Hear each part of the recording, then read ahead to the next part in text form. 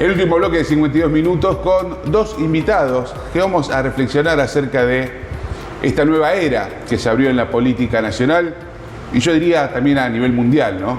Con el ascenso de las derechas en distintas partes del planeta que nos interpelan a todos, a todas, y para ello convocamos a Sandra Valdetaro, espero haberlo dicho bien, y a Adrián Peirone. Sandra es licenciada en comunicación social, casi colega, yo soy periodista, sabemos que entre el periodismo y la comunicación social hay un abismo, una interna muy feroz, pero bueno, vamos a dejarla pasar. Y Adriano Peirone, quien es director de la Facultad Libre y también de Ciencias Políticas, sos vos, primos también. Bueno, gente, ¿cómo están? ¿Qué tal? Bien, gracias por la invitación. No, por favor. Bueno, a ver, ¿por qué los invitamos? Porque ustedes van a presentar en breve, ahora después vamos a poner la placa ahí, sí, de cuándo va a estar Pablo Semán, que es un antropólogo, un sociólogo también, bueno, y reflexiona acerca de el ascenso de las nuevas derechas. Sí, la verdad que es una ocasión propicia, digamos, la presentación del libro. Acá el colega lo tiene, el libro editado por el siglo XXI, hace poco.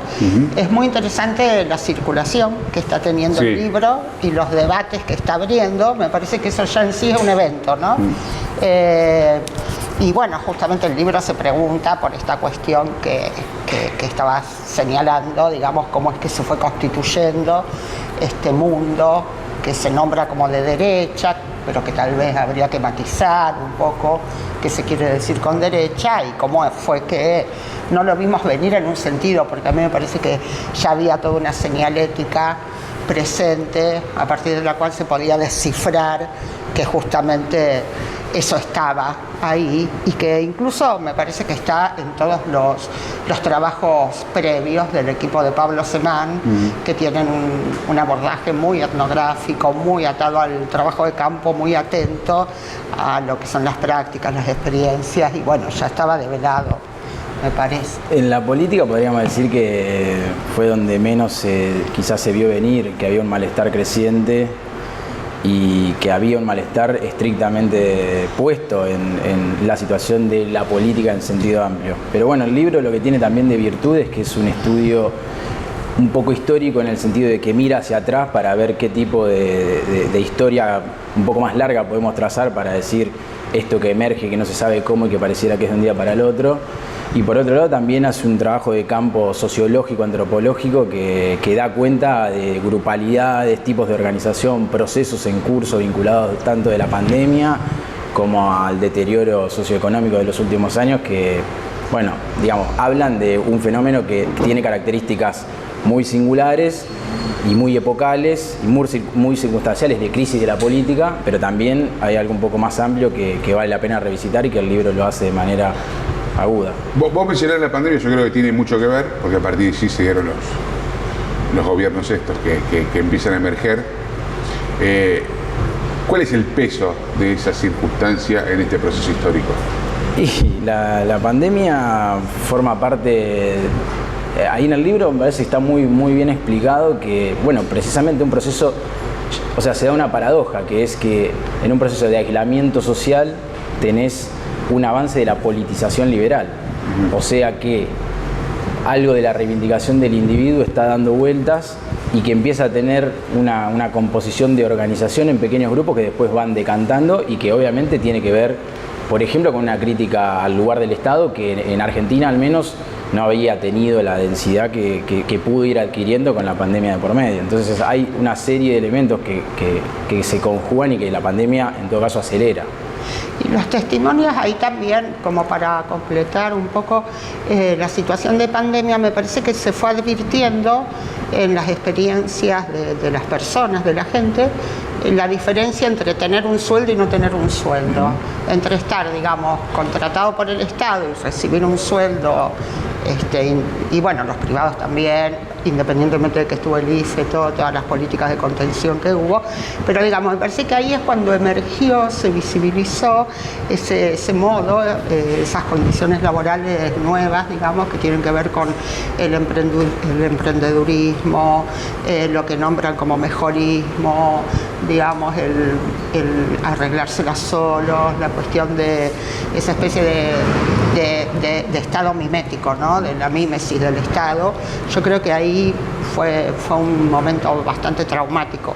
Hubo una omnipresencia previo a eso, de que el Estado te salva, del Estado te acompaña, qué sé yo, cuando en realidad después, uno vive en un hospital público, veía que el Estado, los edificios estatales, estaba todo medio, claro, para ser generoso, ¿no es cierto?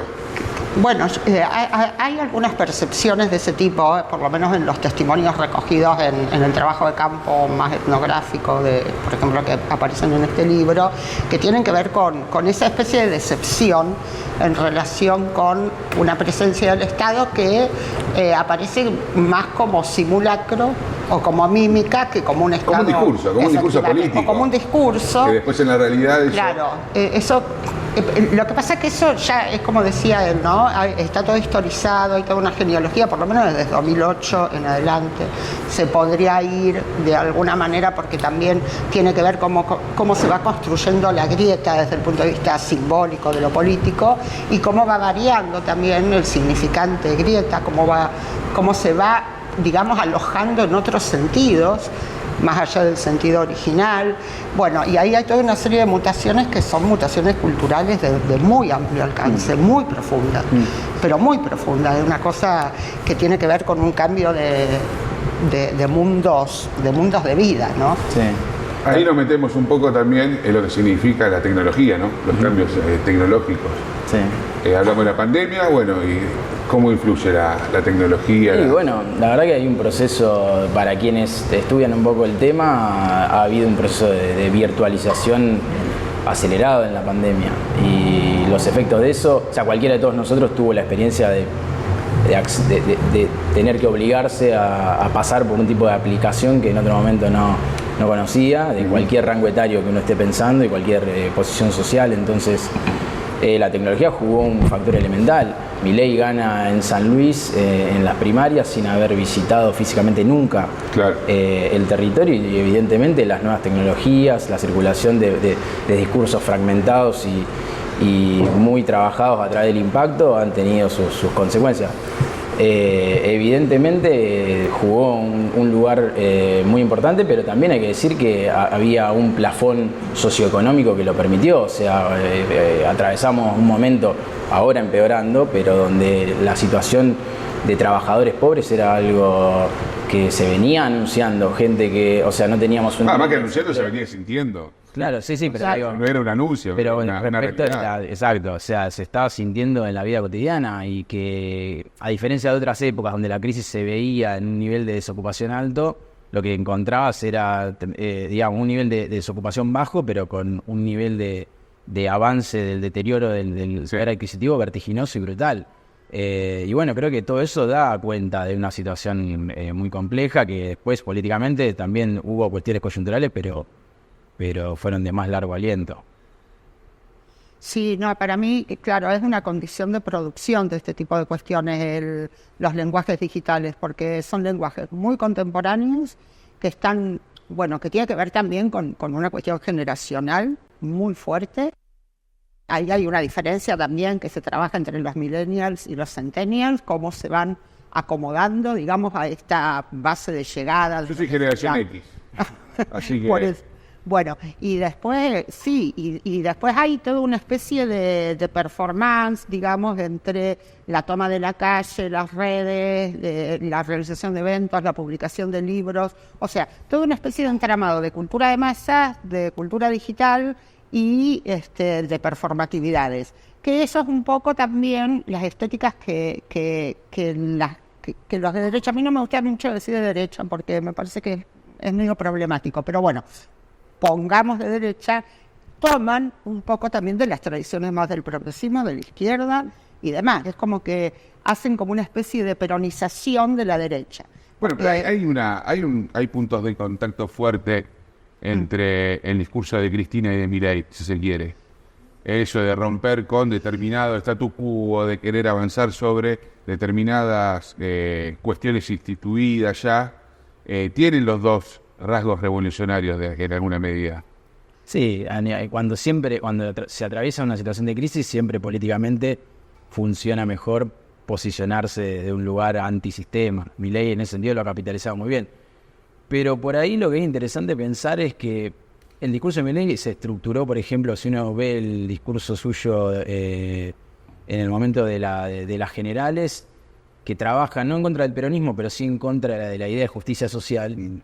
Y es llamativo porque finalmente, por ejemplo, si uno piensa una de las propuestas que más ha calado a nivel popular, como la cuestión de la dolarización, uno no puede escindirlo de la cuestión de la justicia social, en el sentido de que la gente lo que piensa en la dolarización tiene que ver con algún tipo de justicia que equilibre determinada situación, de desigualdad, de inflación, claro. O sea, no es que la gente renuncie a la idea. En Argentina la idea de justicia social sigue teniendo, yo diría, la misma fortaleza que antes. Lo que tiene es que, bueno, en todo caso, el lugar del Estado... ¿Cómo se llega? Claro, el lugar del Estado, el determinado discurso, bueno, una serie de componentes que están alrededor de eso fue disputado, y bajo la figura de la dolarización, que todos sabemos que difícilmente tenga como norte o como resultado la justicia social. Sin embargo, han logrado estabilizarlo, digamos, socialmente para que opere a nivel electoral. El libro, en todo caso, trabaja, digamos, la previa a las elecciones. Ya no hay, digamos, obviamente, resultados sobre lo que está pasando una vez en el gobierno, que son dos cosas evidentemente distintas. Ahora, si se vio, es más, de hecho hay algún par de podcasts que están muy interesantes y material en eso, de jóvenes que en la primera discusión de cuando se debatió el aborto y todo el surgimiento de los pañuelos verdes, después en la segunda discusión en el Congreso se hacen fuertes, se organizan más los pañuelos celestes, pero en la primera discusión acompañaron el movimiento verde y después como que se sufrió una especie de persecución y de scratches y de cosas que sufrieron chicos que estaban en el secundario, y que eso los convirtieron después, se pasaron para el lado libertario. ¿Qué opinan ustedes de todo esto? Digo, estamos a vísperas del 8M. De hecho, cuando esto se transmita va a ser... Sí, va a estar el 8M. Bueno, es bastante complejo porque ahí hay una responsabilidad, digamos, de lo que nombraríamos como microagendas, ¿no?